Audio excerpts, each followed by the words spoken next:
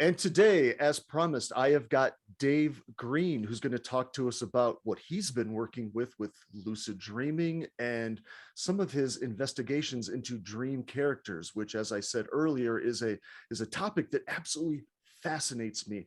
This is a subject that threw me personally for a loop, probably for years. I mean, for the first several years of lucid dreaming, interacting with lucid characters is was something that I could not really wrap my head around. And I would say that it's a topic that I still don't really completely have a grasp on, in that I feel that the answers that I have are still somewhat incomplete. What exactly these characters are, what they represent, do they represent simply, some part of our subconscious, or is it something more than that? So when I took a look at Dave Green's work here, who we're talking to, I some of the articles with some of the researchers he's been working with, and specifically the experiments he's doing, I was absolutely fascinated. So I had to have a one-on-one conversation with him. So Dave, welcome. Hello, how are you? Hello, I'm good. Thank you, Ian. Thanks for having me on your channel. Wonderful. Thank you. So tell us a little bit about your background. Before we go into your specific work, but how did you get started with this, the lucid dreaming in general? How did this come about? Was this something you were studying already, or did this come about spontaneously for you? Okay, yeah, for me, lucid dreaming, yeah, it started fairly spontaneously. Great. Like when I was a young child, I had them fairly regularly to I think my story is similar to a lot of people. I had them regularly as a young child Yes. as a way of coping with nightmares. Mm. And I didn't realize there was a name for them or anything. That was maybe when I was, I don't know, 6 or 7 years old. Much later, as a teenager, I heard the word lucid dreaming, I think Hmm. possibly on a TV documentary.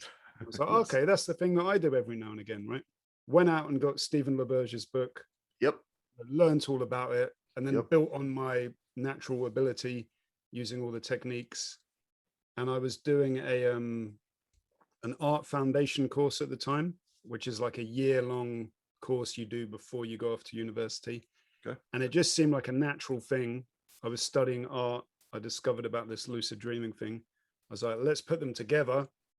And then I started creating drawings in my lucid dream using a dream pen and a dream piece of paper. And then I'd wake myself up and recreate that in waking life. Right. So let me just jump in, because I had a Yes. question specifically about that, which is, Yep. when you are entering these lucid dreams and you are trying to bring some sort of level of, an experimentation going on, you've got this dream pen, this dream paper, and I know you're going to describe this in a second. Anytime for me when I am trying to rely on there being certain objects around me, I find that that's inconsistent. Do you have that problem at all? Do you always have a dream pen and a dream paper, or are you always able to sort of manifest them for Yeah. yourself? I was I was going to say, if I don't have a problem, I will now. Now you've put that idea in. Sorry. Okay. You know how it works, right? Yes, yeah. I planted No, that seed. I'm sorry. no, I'm joking. No, it hasn't been it hasn't been a problem really. Great. Good. Yeah, it's always I've had it where yeah, the pen and paper are just always there. They're like, to begin with, I'd go in my pocket and find it. But to be honest, my lucid dreaming life is so laser focused on this. It's Great. like, I think it's all about expectation, right? They're just always there. I always have pen and paper. So But before you started, sorry. no, I was going to say the one thing that did happen once is or once or twice, is the pen wouldn't work, which is quite Mm, frustrating. interesting. And were you able to get it to work? Yeah, I think I can't remember now. I probably just went like Yeah, I yeah, think just work. willed it using like some magic, if that makes sense. No, I got you. That's kind of what you have to do. You sort of have to just kind of Yeah. intend on what's Mm. happening, and that I've had a lot of success with Yeah. that. Sometimes I'll have things with that I can't get started at all. So before you started doing this research, which we're going to go into, I'm assuming there was some inciting event that got you really curious about, who are these? What do these characters represent? Do you want to talk about that a little bit? Like, what was that experience like, dealing with other intelligences, so to speak, in these states. How did that come about for you? Yeah, so the dream character stuff, if I quickly go back to my potted history, so I started doing it when I was 16 or so, had a massive long break, kind of forgot about it. Mm, Then recently during the pandemic, with lots of time on my hands, I started doing it again. And then I started reaching out to various sort of scientists who are studying sleep and dream. okay. And one of those, and I sort of just, I made a little video describing the process that I explained at the start. Okay. And then I'd sort of get in touch with scientists and I'd ask them, I'd be like, hey, this is what I'm doing. Is there any way you would like to collaborate and sort of use this in your research? Were So you kind of looking for offering something myself out. specific from Sorry? them? Were you looking for something specific from these researchers, or were you just kind Oh, of really? offering yourself up? Exactly. Yeah. I was kind of Okay.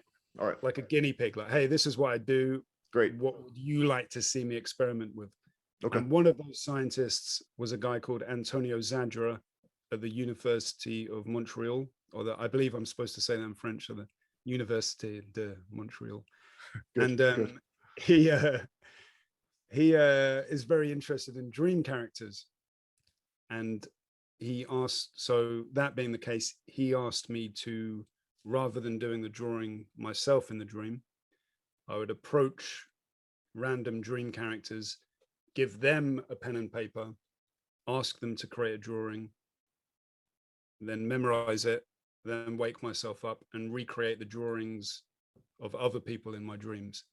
So yeah, it was his idea. So I've done about, I think I've done about 10-ish, 10, 15 of those over the last, I don't know, couple of months, 3 months or so. So what was he looking for out of this? Was there something, was this just random experimentation for him, or was there something specific that he was trying to answer out of doing these experiments? Yeah, so he was building on some experiments that were done by a German psychologist called Paul Tolley. Okay. And I believe this was some time ago. I'm not sure exactly when, but he did the same experiment. He would ask people to get dream characters to do drawings. And the way he did it was, it's a bit complicated to explain, but I'll do my best. He would Sorry. ask people to approach dream characters in their lucid dream, give them a pen and paper, and they would watch the dream characters create a drawing whilst they were sitting opposite them. Right. Right. Right. So the idea is, if you were creating a drawing and this was a dream, for example, Mm-hmm.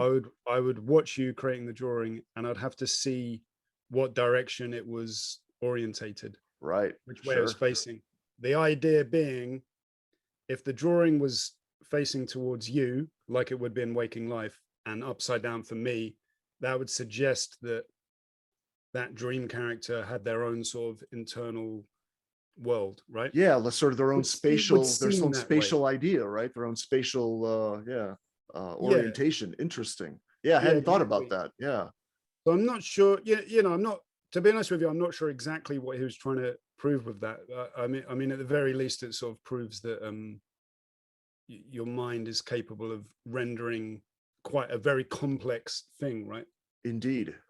Yeah. In fact, the article that you had sent me, I connected with a lot of that, where in that and remind me who that was one of the researchers you've been working with, that one article that you sent that I was absolutely blown away by. Was that Yeah, wasn't the that was same the guy? guy I was talking about. That was Antonio. Yeah. That's what I thought. And I'm going to post a link to that article, because I connected to a lot of that. The idea of how spontaneously intelligent these characters can appear. That is something that, like I said, I still can't really quite wrap my head around it, because, it would seem to me at first, when I first started entering these states for myself, much like, kind of like what you described, I didn't know what to make of. I didn't know what to make of any of that. I didn't even know the word lucid dreaming. I had to kind of learn that later. Like, oh yeah, that follows what's going on with me. But then when I would be fully aware, fully awake,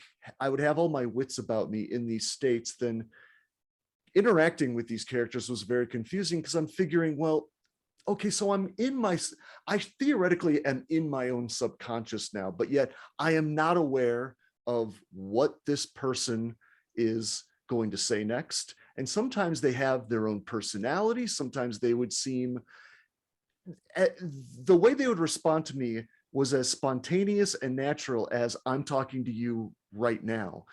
So one of my questions is what what are some of the conclusions that you feel that you've kind of drawn from from that? Like, why is it, do you feel that there is this spontaneous back and forth, these conversations that seem so natural? What is going on there? I mean, I guess we're saying that another part of your brain in these states is still just operating on its own. And then, of course, that article talked about some of these characters seem to, even have information that you had not consciously thought of, or sometimes they spoke a language even that you didn't seem aware of. So what do you make of all of that? Yeah, well, I've experienced that a couple of times with, yeah, words, Mm-hmm. drawings from languages that I don't speak, and but it's difficult to know, isn't it? To like putting my skeptics hat on, it could be easily, if you think of all the languages in the world, if you get a word that's Exactly. sort of makes sense as a word with the right sounds, but is quote unquote a nonsense word, it's very high probability that will be a word in some language, right? Exactly. But Exactly. you know, that isn't to say I haven't wondered. It is fascinating. But in terms of conclusions, to be honest, Ian, I think one of the reasons I like exploring this through art and through an art practice is that it's very I quite like exploring it and remaining constantly open-minded without ever having to say these dream characters are definitely this or definitely that. Apart Right. from anything else, I think it's the best way to stay sane. It's sort of like a treat it delicately. And does that make sense? No, I mean, that's where I'm at. And I feel that that is appropriate, to stay open minded and to not say, okay, I'm not necessarily looking to put any of my experiences into a box. In fact, Mm. what's possibly frustrating for a lot of my viewers, and I sometimes I wonder if my channel will ever really become massively interesting to the masses, is because just that attitude of mine. People like solid answers, they like black and white answers, and I am Yep. always trying to pull those answers apart and go, well, maybe there's something more. Maybe it's not as as simple as this. Maybe it's actually everything that's going on is far more abstract. And I have wondered that about our own minds. I've wondered that about our subconscious. Like, I would say that after experimenting with now I've not done the kind of experiments, direct experiments that you have, but with all of the interactions I've had with lucid characters, and sometimes they would uh, go into even arguments. I don't know if you've ever had that experience where Oh you've yeah. even kind of gotten in debates with some of these characters who are making points often that I had not considered. If nothing else, I've realized that my typical model that I carried of what the subconscious is and how it operates needs to at least be expanded upon. That's the only thing I'm comfortable with saying at Yeah, that point, if that makes sense. Like, I know that there's something more going on there, but was that when you so let's start back from the beginning. What you're basically doing is you are finding a lucid character, and are these always, I'm assuming these are always someone different? Are these always or are you coming back to the same characters? Are you finding them again and again, or no? it's funny you say that, actually, because they have always been different people, Okay. strangers mainly. A couple of them have been people I know. The Okay. first one I did actually was the dream version of my girlfriend. It was very Okay. boring. I see her every day. Okay. Yeah, sure, that makes sense. But mainly they're strangers. But it's funny you say that about seeing someone again, because last night I did two of these drawings last night, actually, in two separate dreams. So it was a very productive night. But one of them, sometimes the dream characters can be hostile, like you say, Sure. and not be sort of interested. So I asked Yes. one guy, and he was like, "Nah, I don't want to do it." And then I turned around, there's another dream character, and he was like, "Hey, this is a cool project." Yeah. Yeah. And so ridiculous.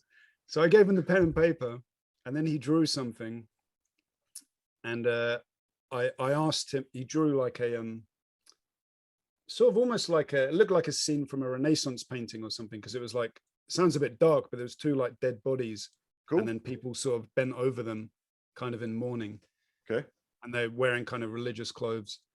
And I asked him what that was, and he told me one of them was a Russian priest. Okay. And then I asked him his name, and he said it was. Wait for this; it's quite funny. He said his name was Perverted Alchemon.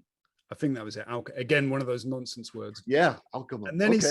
he said, but actually, I kind of liked this guy. I felt I had a good feeling about this dream character. And then Okay. he said, "Oh, we should meet. We should meet again at Costa, which is a chain of cafes they have in England." All right. And then I woke up. But my plan is to meet that guy again. So that's Fantastic. because he said cool project. I'm very, any tiny compliment from a dream character. No, yeah, I'll meet you again. Yeah. And so those sound like mostly positive interactions. And I would say that That was the that, most positive. all right. Well, that's They're good. not always like that. Yeah.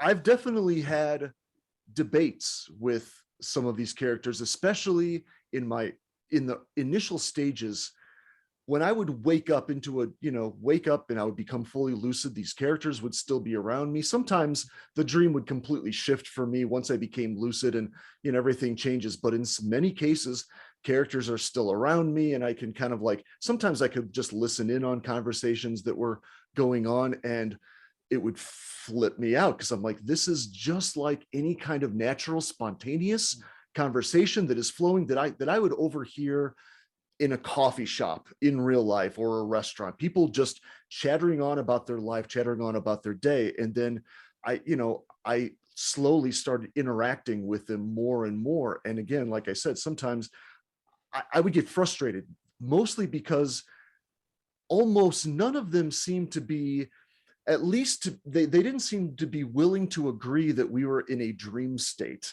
And that's not something that I would probably keep harping on now, as I've had a little bit more years of experience in this. But at the time, I'm like, this is my dream. This is my dream. And how is my dream character, arguing with me about the state of my reality right now? And I remember there was even a part in that article that I read from your guy that, what's his name again? Sorry, I apologize. Antonio Zadra. Zedra. Okay. Zadra. Yeah. Okay. Zedra. So what they would do is even argue that, no, this is not your dream state. This is my dream state, and you're a dream character. And that sounds very cliche now, but at the time when my own dream character started saying this or tried to debate me on this issue, that, I don't know, that really triggered me a bit. And I'm like, what is going on? Like, how am I even in an argument with them? And and sometimes these characters would seem, at least on a philosophical level, in some cases, more enlightened than myself at the time. I mean, I started doing this when I was in my fairly, early 20s, and when I was experimenting with this. And I was a typical college kid for the most part. I was not the person now who has been working with this for years and years and was read about these experiences for a long time. So, at first there was a lot of ego with me and whatnot, like, what the heck, this is my situation, this is my dream. Have you experienced anything like that, where you got into a debate with them, where you really felt like, man, I feel like I'm going crazy because this person seems really remarkably independently intelligent from myself? Yeah. I wouldn't say I've got into debates with them, but I definitely hear what you're saying about them seeming very intelligent. Yes. Yeah, and they're just like interacting with people in waking life. And to be honest, the more, I'm glad we're having this chat, actually, because I probably wouldn't have started exploring this particular aspect in such depth if Antonio hadn't asked me to. Okay. But now I'm thinking it probably is the most interesting area of lucid dreaming, and the most interesting area that I can sort of explore with these drawings. Yes. And apart from anything else, it's a bit more social. You get to meet people in your dreams. You get to 'Cause talk to them a bit.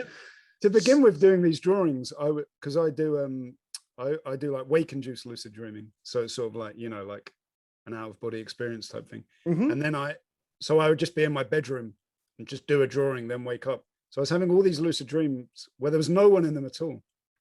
Oh, okay. All right. And then Yeah, great. yeah, so it's nice to like sort of hang out with dream characters.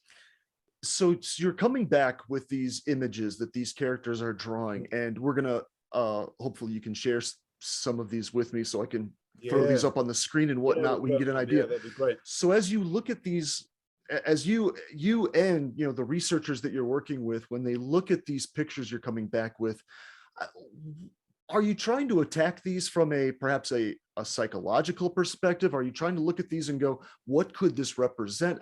What do you do with this information now that when you come back with this? How do you even begin to approach breaking down these images that you're working with? Well, what's going to happen? Antonio is going to write them up at some point into an article for a scientific journal, which I Okay. forgot the name of. So that's going to be the sort of concrete outcome. Okay. So I wait to see. So he's got all the dream reports and all the artworks. For me, they Okay. exist as artworks and sort of interesting stories. So we're going to wait. We're going to wait to see what the science says about that. Cool. Do But in you have any terms of, personal feelings about this? Like when you look at this, are you able to go, I have a feeling that this is connected to, I don't know, this aspect of my psyche or something? yeah, I'm not. I guess I think about it in terms of sort of the dynamics between myself and the characters. Okay. Oh, And okay. All right. so some interesting things happen, some quite funny things happen. Like at one point I asked someone to do a drawing, and he was like, "God, how many times do we have to?" He swore actually. He was like, "How many times do we have to?" Yeah, no, you're fine. And I can swear on here, it's YouTube. And Oh he yeah, was you're like, "How many fine. times do we have to fucking do this?" Yeah. And then he did which I found hilarious, because by that point I'd obviously, the experiment had been going for a while. So that was obviously like my subconscious, like Oh, okay. that All right. part of me that was maybe frustrated with doing the same task over and over again. So Sure. stuff like that, maybe that bit got separated off, became that character. And sometimes they argue with each other. Like there was one where I asked a woman to do a drawing. She was drawing. Oh, they quite often. Let me say something actually, because you were saying how Sure. they often seem very intelligent. Sometimes. And I get that, but sometimes there's that sort of element of absurdity and sort of misunderstanding. Like what happened with this one, I asked a woman to do a drawing, and she just started writing like numbers. Okay. Like numbers quite often come up in my drawings. So she's writing sort of random mathematical equations. Okay. And then I was like, looked at it and I was like, okay, thank you, but do you mind drawing something? And then she just started writing more numbers. More numbers. Sure. This is a bit frustrating, and similar things have happened like that. And I was like, can you do some more numbers? And then a drawing, and then another dream character interrupted, and he was a bit like rough, and he was like, look, mate, you asked her to do a drawing. She tried her best. Now just leave her alone. That was fun. That was like a dream character, like defending another dream character. It's like, Oh, that's weird. yeah, stuff like that. That quite often happens. Like once one starts drawing, other dream characters will sort of gather around, and they seem to sort of attract. I don't know if you've noticed that once you interact with one, others sort of gather around. I don't know if that's a universal thing or. Ah, boy, it's for me, each scenario is completely different. I know that I've Yeah, been in a few cases where there's already sort of a party in progress and I'm already really, yeah, surrounded by. There was one case, the first case that really stood out for me where I was really dealing with dream characters. And again, I've never tried to interact with them in quite the scientific method that you're going about this, where you're trying to really go through a procedure. I was just kind of throwing everything at the wall just to see what would stick. I would kind of move around these spaces and just kind of have conversations with them. And what I would do a lot, like I know in one case when I was surrounded by a lot of people, I was obsessed with trying to see if I could get everybody else on the same page. Like, hey, this is a dream state. You are dream aspects of my subconscious on some level. And I'm, I want to know, like, so what is it that, do you represent something? What is it? Are you some part of my psyche, or are you some, you know, some larger metaphor for something else? What exactly is going on here? And that was possibly where all my frustration came in from, because I was probably approaching it with a lot of presuppositions, with a lot of assumptions about how this world worked. But what I would do at first is that I would try to convince them all that, hey, this is my dream. And one thing that I could do, you talk about, a little magic trick, making a pen work or whatever.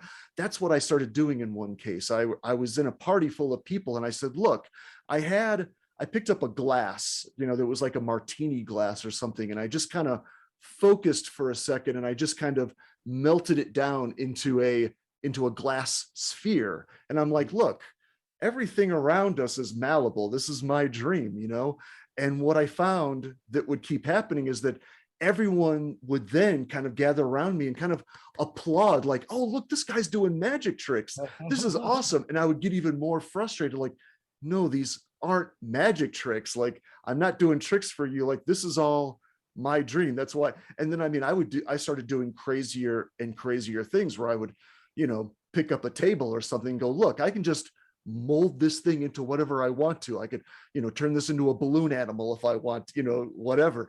And again, all the applause, I would just get a bunch of applauding, like, wow, this guy's fantastic, and I would just like, no, that's not what's going on. This isn't these aren't just tricks. Why can't I convince, anyone what's going on? And again, I would start having characters come in and tell me, no, we're all just figments of each other's imagination, and you're just another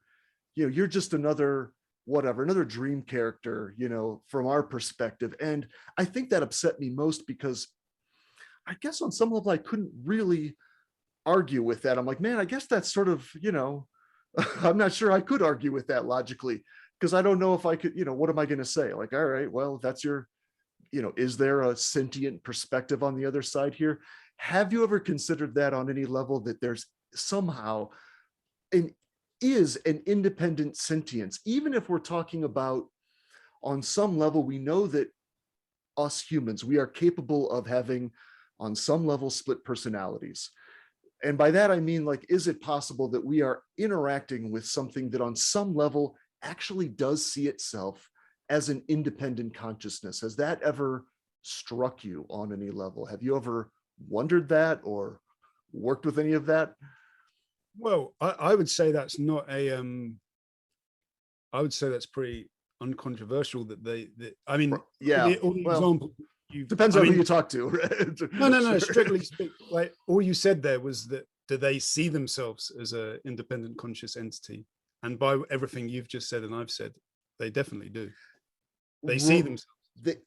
Yeah, I mean, I know. Sorry, I know I'm like picking hairs there, but yeah. No, and you're right. In terms of what it is that I am receiving, that is absolutely the case. But sometimes I wonder, like, is there, like, when we took, and I'm specifically saying, like, when someone really has multiple personalities, it seems that the way they describe it is there really are multiple personalities they truly see themselves as being, there actually is an independent sentience on some level. And I wonder if that's a dangerous rabbit hole to even go down, to even start thinking of them as conscious creatures. But then again, I keep butting my head against the wall going, is that really so different from what I'm facing in my daily life? I mean, because I can't tell, you never really know, what's really going on with other people's consciousness. Are there multiple consciousnesses?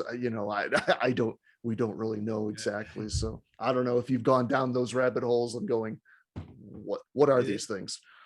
Yeah, it's fascinating. I tell you what, you were talking about dissociated identity disorder there, and I think we spoke about this a little bit on my Facebook before. I've been watching a lot of this idealist philosopher called Bernardo Kastrup, and he so that's like the philosophy that all there is consciousness. Exactly. And that's the position I've essentially coming from. Yes.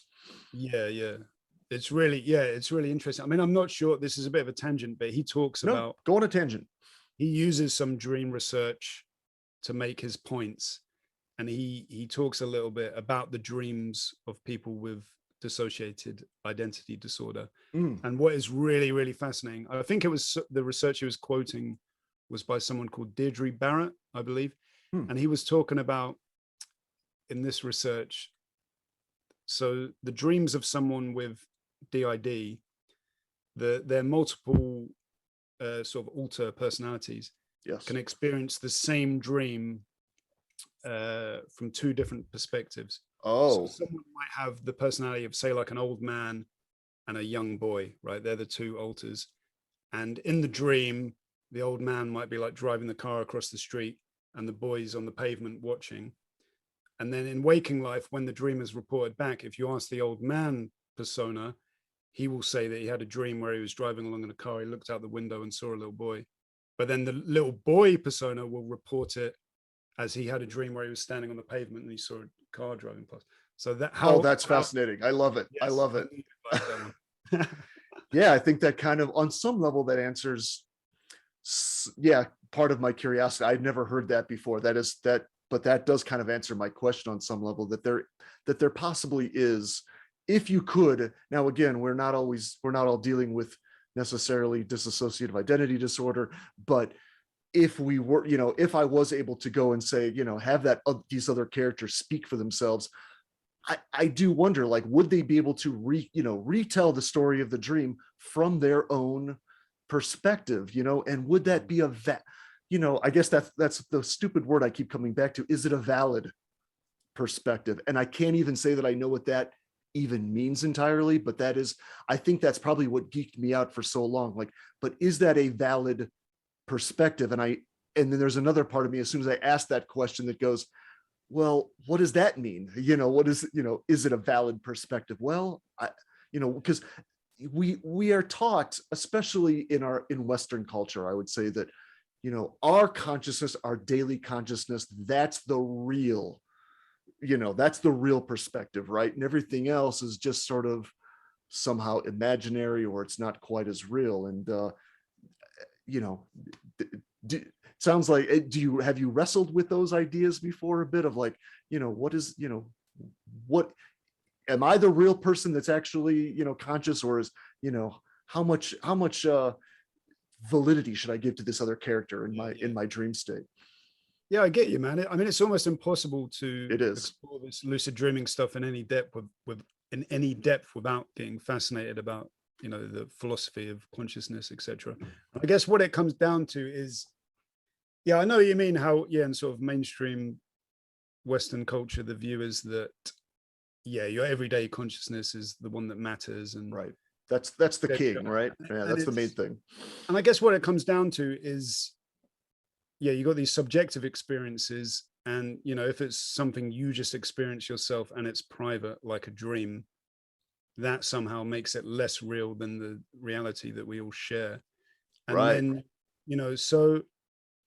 so yeah, I can see why people would think that. So I guess what it comes down to, and this is why you get, fascinated by, materialism versus the other contenders out there, because Right.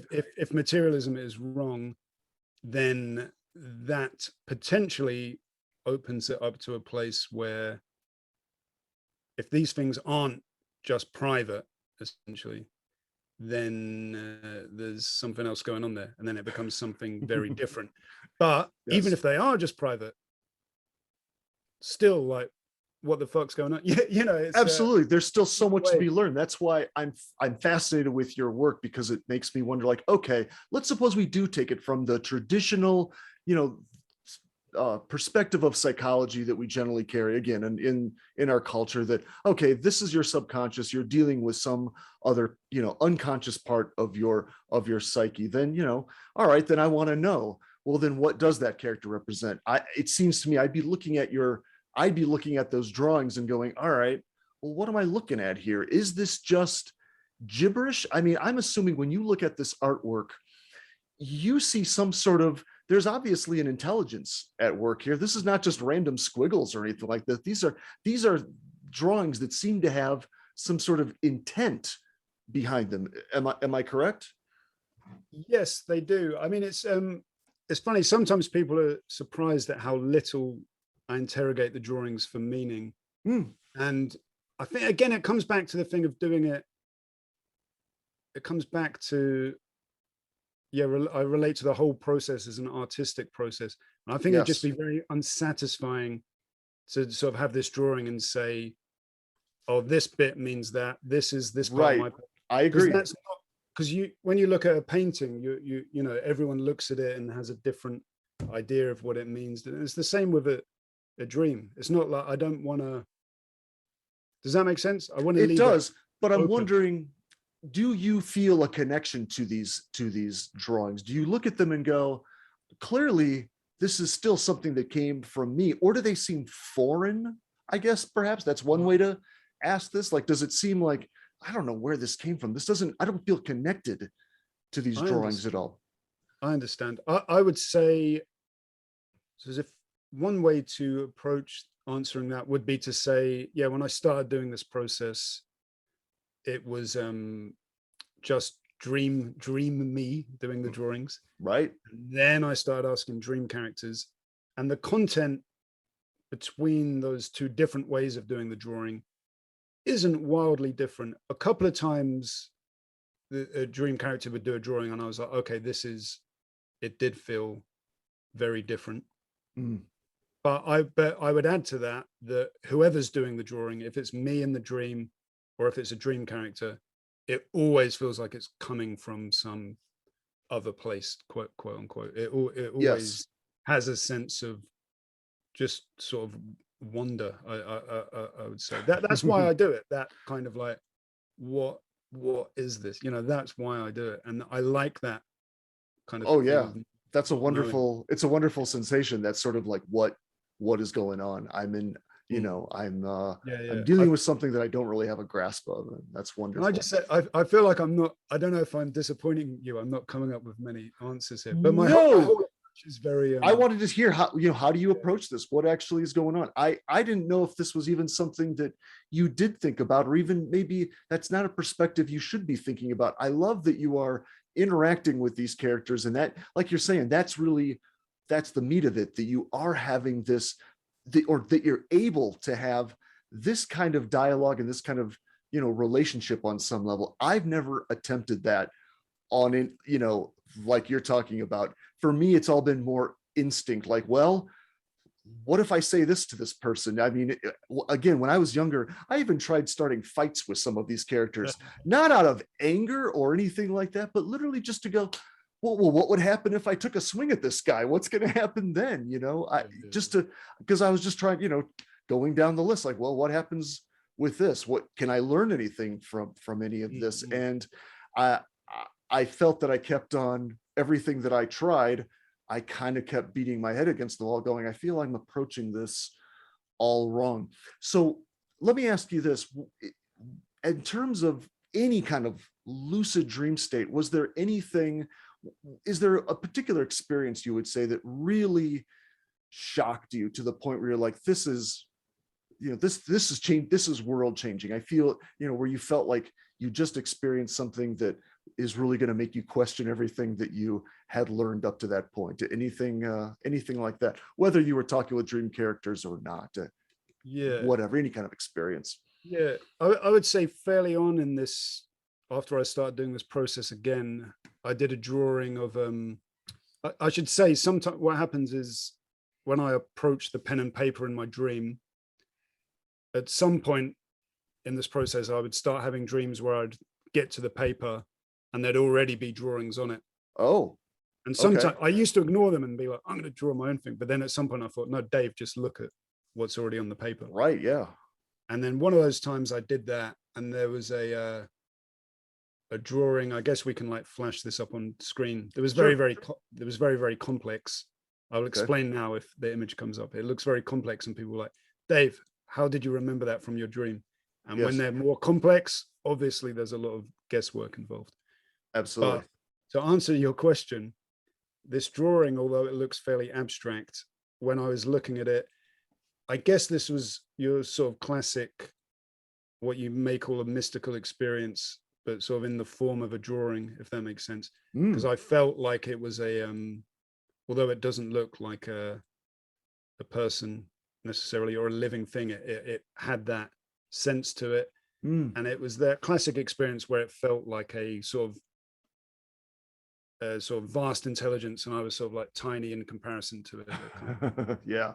it's Yeah, those that kind of, experiences are humbling for sure. Yeah, definitely. yes. So that was probably one of the more sort of, My strongest connection to what you just said there is that I've been in a lot of states where I have been viewing architecture that I know that I cannot, I'm positive I've never seen some of the buildings, for example, that in real life. So it's, that I found in my lucid dream states. And now I know, of course, the mind can take, pieces of everything and combine it in an infinite number of ways. But that's something that I remember striking me over and over, that sometimes I'd just be looking at structures or architecture that seemed beyond brilliant, like this was created by some sort of mind that I don't feel at least generally connected to, shapes and spirals and, arches and angles that fit together in a kind of symphony that I never really particularly felt like, that's not really something I do. I'm an artist, but not in terms of, like building design or, structures like that, 3D structures. That to me would geek me out, because I'm like, where did my mind just totally create this spontaneously? What is going on there? Uh, have anything like that where you're viewing something, you're just like, this is something that seems like it's somewhat perhaps outside of my own area of expertise a little bit on some level, or even, like I said, the idea of like characters coming up with words or languages that you were not familiar with. I've heard lots of lucid dreamers talk about that before. I can't say I've had that exactly, where another character had a complete grasp of another language, but that doesn't, from what I've experienced, that doesn't seem totally ridiculous. I mean, in that one article, they were saying that some of these dream characters, and other articles I've read like it, some of these other dream characters appear to be fluent even in languages that we are not familiar with. Any theories, or what's your 2 cents on it, on any of that? What do you make of any of that? in terms of the language stuff, again, this might be the sort of more skeptical thing. I was just thinking this recently, like it might be because I'm learning Portuguese at the moment. Okay. I've noticed, yeah, words and numbers often come up in the drawings along with images. Okay. And lots of Portuguese words came up in that. And that's obvious. It's like, hey, because you're learning Portuguese. There we go. Makes But sense. yeah, exactly. But I might not explain this very technically, but that's probably because those words are like, my brain is still kind of working on that. Right. You're still processing it. Unlearning, right? Mm-hmm. So when you meet a dream character and they say something in like Latin or something, which has happened to me, it might be because you heard that word like, a couple of years ago. Absolutely. And you didn't understand it. And that's precisely why it's been filed away in this thing saying, oh, I don't quite get that. Hmm. I don't know. That's my like armchair theory. Well, I think that's the most rational, right? And that's kind of like my base that I would always come back to. I mean, anytime I never go with the most outlandish, possibility. I always start with, well, what's the simplest? What's the simplest explanation? And that's what I always personally go to. Like somewhere along the line, my brain has picked up, this information, even if it was, I believe that we can pick up information even if we're not even paying attention to it directly. Something that was going on a radio or a television or something in our peripheral, and our brain, has got it, though. It's made a recording of it, and now it's like, mixing this information in. Yes. That seems to be the most logical answer when I'm, when you're dealing with these dream characters. But I would also say that I don't know. Now that you're, as you deal with more of these characters in your dream states, what would you say is the biggest difference? Like if you had to, for example, if you had to do a test right now, and I mean right now, as you're talking to me, and you were like, man, I'm not sure if I'm in a lucid dream state or if I'm actually in reality and I'm actually talking to this guy, Ian, is there something that you feel that you could do or ask me, or some test you could give me that would prove to you what is the nature of your reality right now? Does that question, does that make sense? Are you trying to freak me out? I am trying to freak you out. And that is the whole point of what I'm trying to do here. Like, what is, like, if you were under, if you were not sure what exactly is going on right now, what would you do? How would you figure out, am I just some rattling part of your subconscious? What would you do? I get what you're getting at. You're because the simple answer would be like, I just do a reality test, like hold my nose or Absolutely. Right. So I could do that. Wait, what's the holding your nose simple. thing? Wait, tell me about that, because I have my own reality tests that, yeah, that I don't always work actually for do me. that, to be honest, but I've heard other people do it. It's Okay. it sounds like a fun one though. You basically, if you hold your nose in a dream, because obviously your physical body is still breathing. If you hold your nose in the dream, apparently you can feel you can breathe You with can your still nose, feel your breathing. That which is quite happens when I'm underwater yeah, in a exactly. dream, where it's Same like, oh, I'm thing. underwater, but clearly I'm still breathing and whatnot, because your physical body is still Yeah, breathing. yeah, yeah. Right. Okay. So beyond that, can you But think yeah, of so anything? Can you think of anything that you would do to go, all right, what is the actual nature of my reality with this conversation here?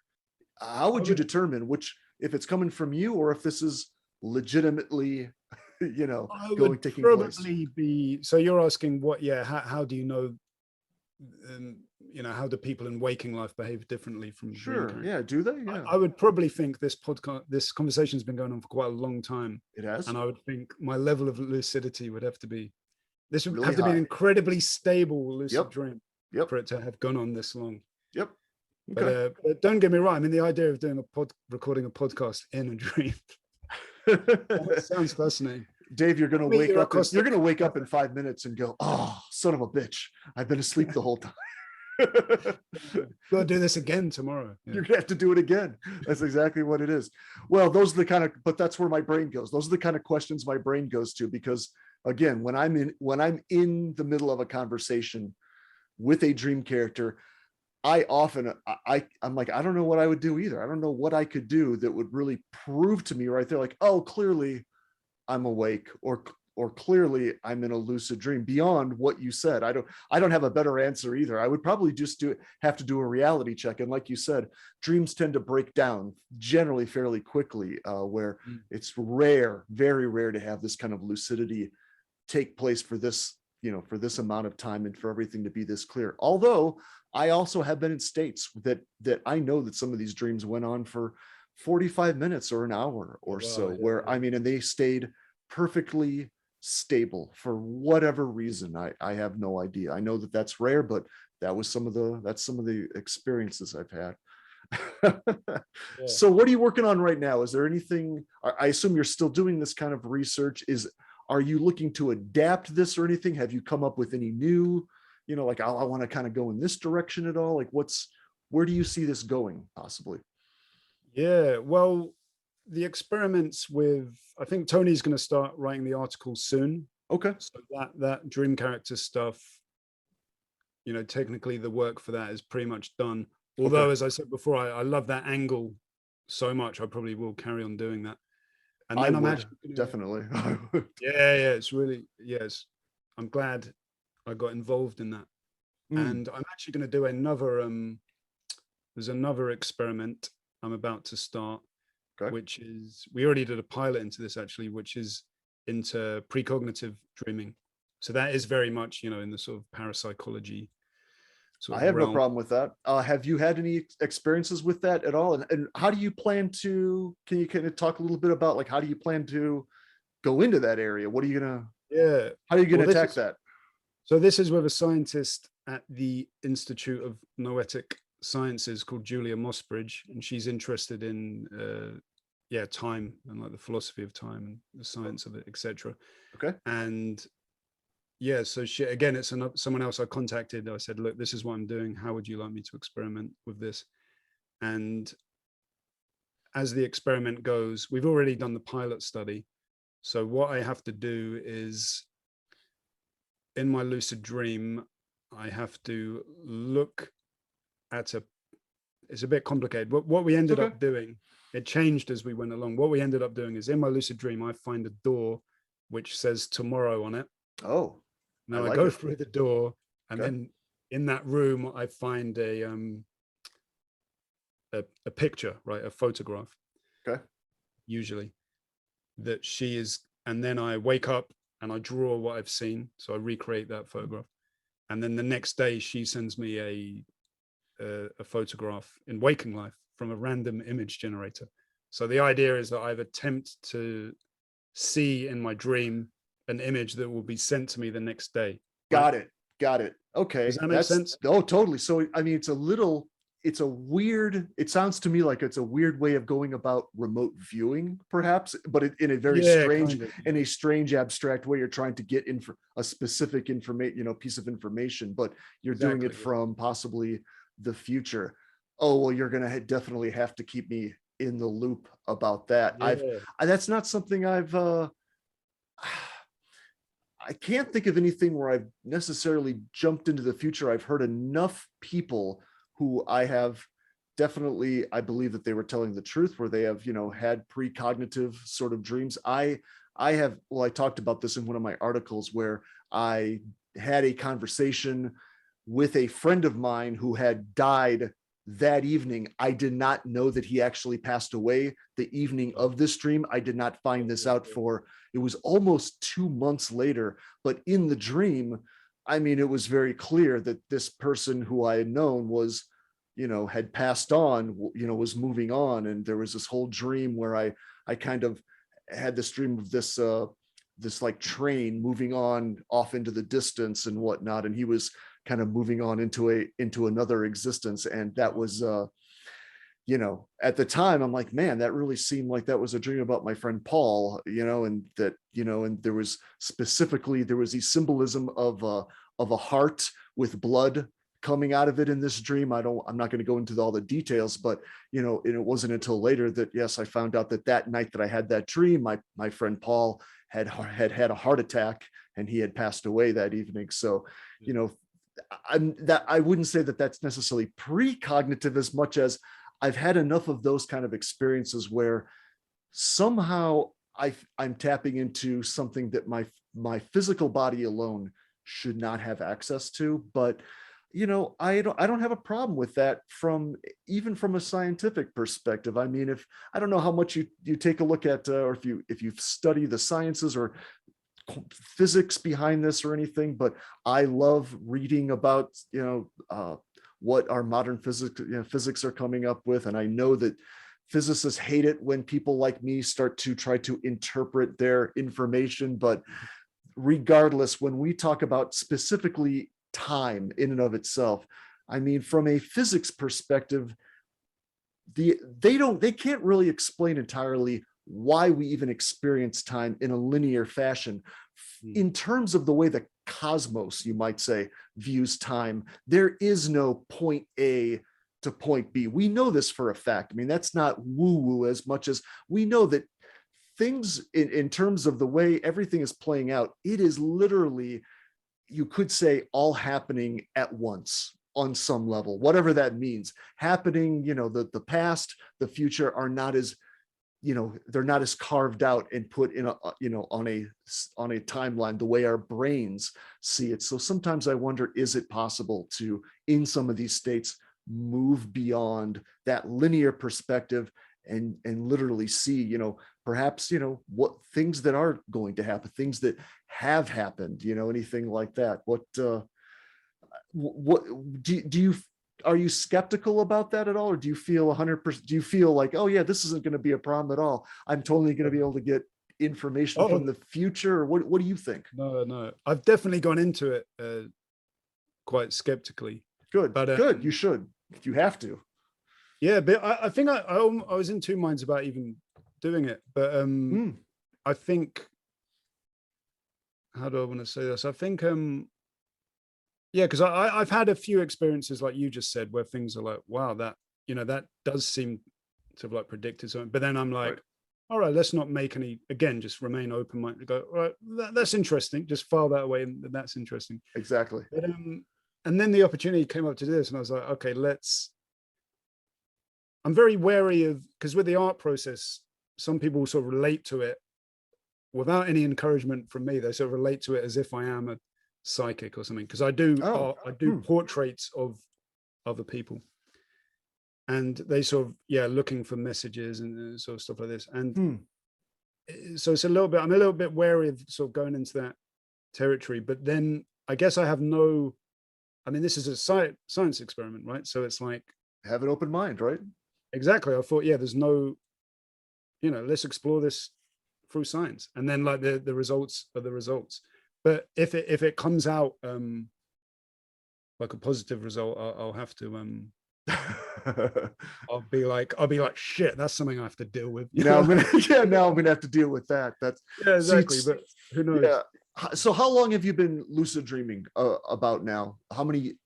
It sounds like this has been a few years now for you, yes? Yeah, Since you were like 7 or something? yeah. Well, I've always sort of had them fairly naturally since I was a kid. But I Okay. mean, you'll know as much as I do. It sort of depends how much you tune into it, So I've always, always Yes. had them sort of ticking along in the background just as part of my dream life.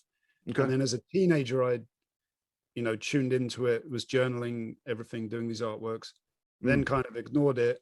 And then just, I guess it's been like a year or so now over the pandemic that I've got back into it again. Yeah. So Not much else to do, right? yeah, just been traveling around in my dreams, making drawings. I love it. I absolutely love it. Well, Yeah. anything else you want to close with? Anything you want to pitch? Any particular? I'm going to add any links, of course, right below this video. Any where people can check out this research and stay up to date with this really fascinating experiments that you're getting into. So, but anything specific you want to let people know about what you're getting into beyond what you've already said, or is that it in a nutshell? Well, I can say the main place I share all my artworks is on Instagram. They So you are can on find me, Instagram. Awesome. I'll definitely add yeah, that link. so Cool. at Dave Green 5000, and my Okay. website is dave-green.co.uk. All And right. if you commission me for a portrait or whether, you can find me on there. And the final thing I would say is the thing I'm going to do with all this stuff eventually is start doing live talks. So like a lecture Excellent. talking about all these different things we've been talking about here. So it's 1 foot in art, 1 foot in science, an artist talk using artworks to talk about lucid dreams. So watch this That's space awesome. for that. That's right up my alley, as you know. Great. That's for me when I first started going into these states, I had such a passion to try to in some way share what was going on in these incredible states of consciousness with other people. And since I first and foremost, I'm an artist before I'm a writer or any of this other stuff that I've been doing lately. So that was my first go-to. I started trying to paint, what I was seeing, and I still kind of, that's something I'll never give up. I'm always working on some painting on the side, and I'm always trying to, even if I can give someone maybe a glimmer of what some of these states might, may feel like, and what some of them may look like. I'm always trying to do that. So last but not least, I'm just wondering if you have any sort of advice for anyone who hasn't tapped into lucid dreaming, or maybe has tried and has not had any success. Any tips or advice or anything to the newbies out there who want to get into this area, who want to start kind of toying around with these areas of consciousness? Any advice for these folks? I would say, just from personal experience, the main thing that keeps me getting lucid regularly is just being really excited about what I'm doing, right? Yes. I mean, the most simple way of inducing a lucid dream is I mean, putting it, there's a bit more to it than this, but putting it very, very simply, you want to go to sleep with that idea in mind, right? Like, Yes. I'm going to go to sleep, I'm going to realize I'm dreaming. And a good Absolutely. way to do that is just be really excited about what you're doing.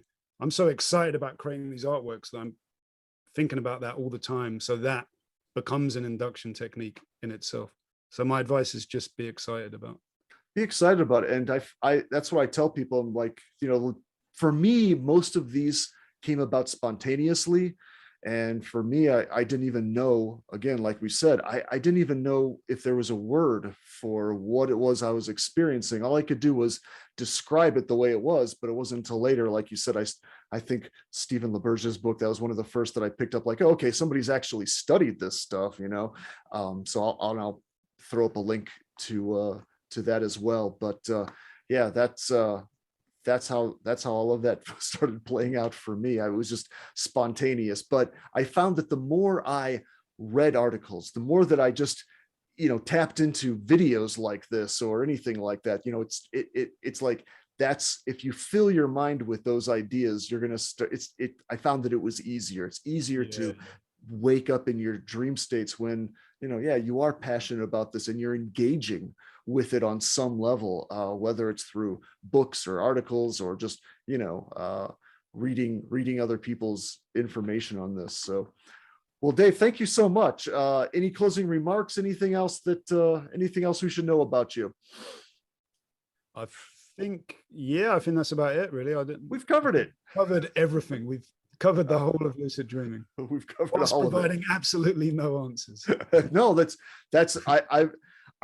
I would have been disappointed if I felt that you had solid answers to all of this and you were like, 100%. Yeah, it's definitely dead people. It's this. Yeah. When people have asked me those kind of things too, like, oh, well, do you think you're talking with people who have passed on? I'm like, well, why would I think that? To me is a very strange question, because I'm like, why would I think that these people are dead, or if these consciousnesses are someone who's passed on to another life or in another dimension? Again, I think that's to me, that's our brain desperately wanting to put all of this into a box, and go, I want to have this categorized. I want an answer. And to me, it's like you said, you have to approach this totally open-minded and go, I don't know. I don't really know. I'm just going to take this information as it comes. So I think that's the best approach. All right. Thanks so much, Dave. Perhaps we'll catch up with you again, because down the road, when you do more of this work with the tomorrow doors, so to speak, I got to hear about that. So we're going to have you talk about that. Thanks so much. So much. All right. Take care. So as you can see, Dave and I, of course, did not manage to solve any of those big, giant questions about what is real. And that's okay. We're both skeptics who don't want to jump to any conclusions or any fantastic answers on this topic. As I've tried to explain on this show, from my experience, consciousness is not ultimately divided at the source. As I laid out in the metaphor of the Japanese lantern in the episode The Illusion of the Cage, beneath our unique personalities and memories and beliefs and so forth, there's a single unified awareness. But I won't claim to truly understand for a solid fact how that actually plays out in every circumstance on every level of our existence. So there's so much mystery left to this world. So I hope that this little talk inspires you to go investigate these questions for yourself. If you don't actually enter these states of awareness already, go watch my videos where I walk you through lucid dreaming techniques, and go explore this realm for yourself. Until you step into these conscious environments for yourself, I think it's impossible to completely appreciate just how bizarre they can get and how they can tear apart your neat and tidy sense of who you are and what is real. So until next time, thank you so much for watching. Please like and subscribe for this channel. Any questions that you have, please reach out to me in the comments below. I've added links to Dave Green and his work, of course. So if you have any questions for him or his about his research, about what he's experienced, or his upcoming research that he talked about, you're welcome to reach out to him, and he'll try to answer any questions that you may have as well. So until next time, thanks so much. Peace be with you. Take care. Bye-bye.